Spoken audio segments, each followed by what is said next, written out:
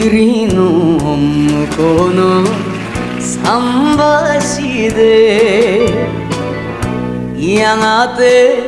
手船のドラが鳴る泣くだけを泣き泣くだけを泣き人よ限りの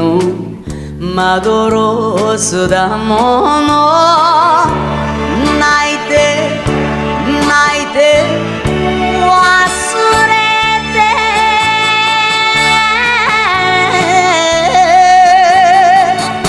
くれる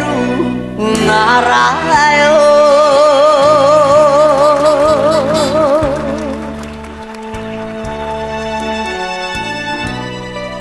さあ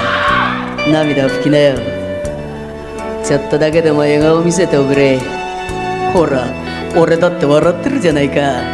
惚れてんなら笑顔で別れるもんだって誰かが言ってたぜでもなテープの最後の一本がぷっつりと切れた時には思わず海へ飛び込みそうになったぜあの子がいじらしくってな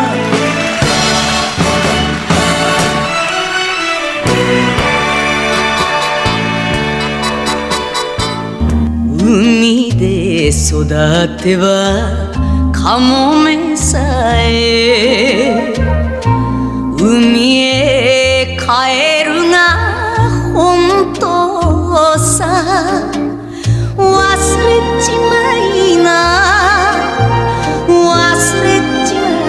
いな別れテープがちぎれるように元にゃ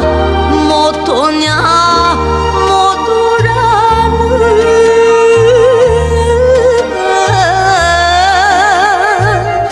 二人ならよ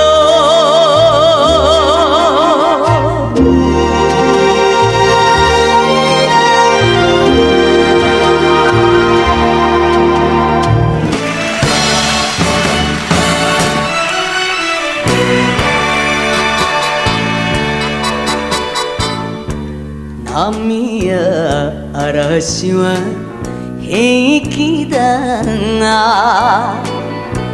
恋の涙にゃ弱かった切ないもんさ切ないもんさそっと降りなよ港の夜霧